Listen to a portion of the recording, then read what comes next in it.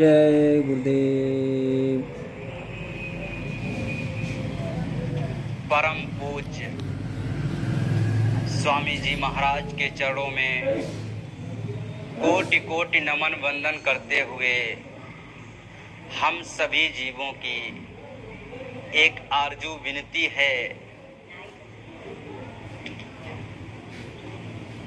कि हम सभी जीवों को अपने घर सतलोक पहुंचाने के लिए ऐसी व्यवस्था आपने की है।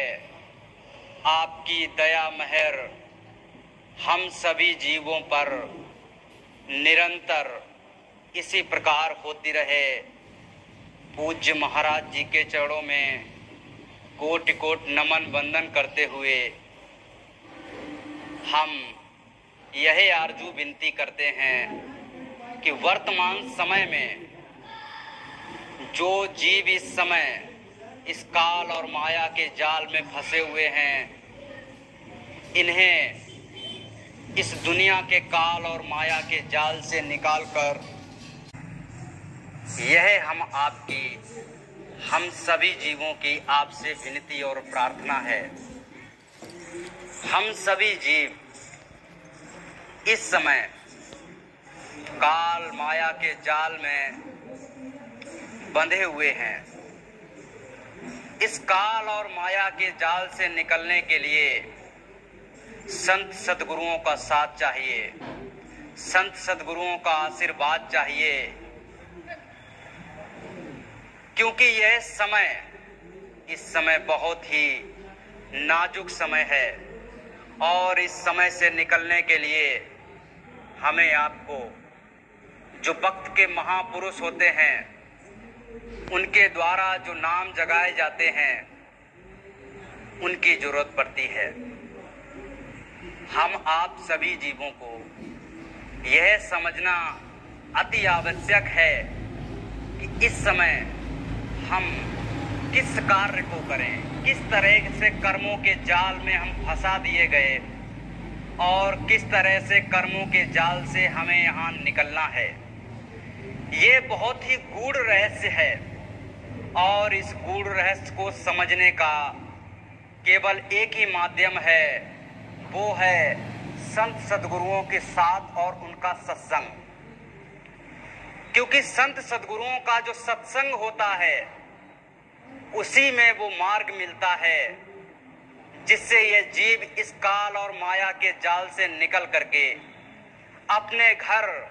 सतलोक वापस जा सकता है। जब यह जीव अपने घर से इस काल और माया के देश में सेवा के बस में आया, तो यह जीव एकदम स्वच्छ और साफ था। इस जीव को किसी प्रकार से यहाँ कर्मों से कोई भी जो है लिप्तता नहीं थी, मगर धीरे धीरे गुरु महाराज अपने शब्दों में बताते हैं कि यह जीव जब उस धराधाम से आया तो नीचे इसको काल भगवान ने इस मृत्यु लोक में उतारा। बहुत सारे जीव यहाँ से लौट करके अपने घर वापस चले गए, लेकिन समय जैसे ही किया जा सकता है। कोई भी अगर राजा है, वो राजा इसलिए है कि उसके पीछे प्रजा खड़ी हुई है। अगर किसी व्यक्ति के पीछे प्रजा नहीं है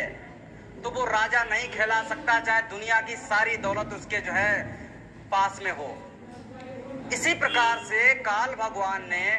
सुरतों को, यानी ये जीव आत्माओं को वहां से मांगा। ये हमारा जो पंच तत्व का ये जो मकान है, ये जो मंदिर है, मनुष्य मंदिर है, इसमें चेतनता तब आती है जब इस जीव आत्मा को इसमें प्रवेश किया जाता है। जब इसमें से जीव आत्मा निकाल दी जाती है तो ये शरीर यहाँ पर पड़ा है, आप उसको उठा करके जल्दी से जल्दी शमशान घाट में जला देते हो, क्योंकि इसमें चेतनता चली गई, इसमें जो लाइट थी, इसमें जो पावर थी, वो चली गई। तो वो जो जड़ यहाँ पर उन्होंने बहुत सारे ब्रह्मांडों को बनाया, इस पृथ्वी को भी उसी में बनाया, इस प्रकृति को बनाया, लेकिन इसमें चैतन्यता नहीं थी, जड़ था। जब वो जीव आत्माओं को वहां से लाए सत्य भगवान से मांग करके, तो जब जीव आत्माओं को इन सभी, ये जो पेड़ पौधे हैं, ये जो शरीर है और ये ब्रह्मांड में और भी तरह तरह की जो चीजें हैं, जो जागृत चैतन्य हैं, उन सब में जीव आत्माएं प्रवेश हैं और जीव आत्माओं की वजह से ही ये सारी रौनक है। जब ये जीव आत्माएं अपने घर वापस जाने लगी तो काल भगवान को फिक्र हो गई कि अगर ये सारी जीव आत्माएं लौट जाएंगी तो हमने जो करोड़ों करोड़ों वर्ष एक पैर पे एक अंगूठे पे खड़े होकर के जो तपस्या करके इनको मांग के लाए तो हमारा सब व्यर्थ चला जाएगा। तो उन्होंने क्या किया, जल्दी से माया को पैदा किया और काल और माया का एक ऐसा मकड़ जाल फैलाया। आपने मकड़ी को देखा होगा, मकड़ी क्या करती है, ऐसा ही अपना जाल बुनती चली जाती, बुनती चली जाती, बुनती चली जाती और उसी में आखिर बेचारी जो है फंस करके मर जाती है। ऐसा ही जाल उन्होंने एक ऐसा जाल बनाया कर्मों का कि व्यक्ति पैदा हुआ तो पैदा होने से पहले वो स्वच्छ था, उस परमपिता परमात्मा को देख रहा था, वाणी को सुन रहा था। जैसे ही ये जीव इस धराधाम पे आया तो संत महात्माओं ने कहा कि बूंद गिरत ढाबर व पानी, तो बूंद वो बच्चा जैसे ही इस पृथ्वी लोक पे आया, पैदा हुआ, तो उसकी लिप्तता, ये माँ है, ये बहन है, ये पिता है, ये रिश्ते नातों की लिप्तता, फिर इसके बाद में जो आपने कमाया है, जो आपके पास में जिस घर में आपने जन्म लिया उसकी कितनी मोटर हैं, कितनी गाड़ी हैं, इनसे लिप्तता शुरू हो गई।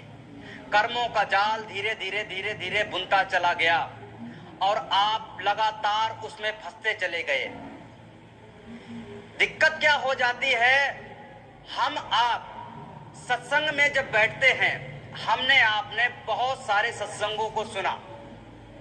लेकिन लगातार हमें आपको इस बात का आभास कराया जाता है कि सत्संग सुना, जब आप सुनिए तो आपका जो पात्र है,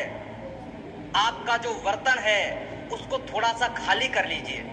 क्योंकि हम लोग ये समझ लेते हैं कि हम तो बहुत सत्संग सुना और हम पूर्ण ज्ञानी हैं। जब तक आपके अंदर ये भावना रहेगी कि हम पूर्ण ज्ञानी हैं, हमने बहुत सारे सत्संग सुन लिए, बहुत सारी पुस्तकें पढ़ ली, जब तक आपके अंदर ये भावना रहेगी तब तक आप किसी भी सत्संग से कोई भी लाभ नहीं उठा सकते। क्योंकि आपका पात्र, आपका अगर गिलास पूरा भरा हुआ है, उसमें कोई अगर बूंद पड़ेगी तो वो फटाक से बाहर निकल जाएगी, उसके अंदर नहीं जाएगी, उससे आपको कोई लाभ होने वाला नहीं है। सबसे पहले अपने पात्र को खाली कीजिए। ये सोचिए कि आज के सत्संग में हो सकता है गुरु महाराज की दया से, क्योंकि यहाँ सुनाने वाला कोई व्यक्ति नहीं होता, हमारा ये पावर नहीं है कि हम कुछ सुना सकें, किसी का कोई पावर नहीं है यहाँ आकर के कुछ सुना सके। जब परीक्षा होती है बच्चों की, बच्चा पूरी साल पढ़ता है, टीचर पढ़ाते हैं, ट्यूशन लगाते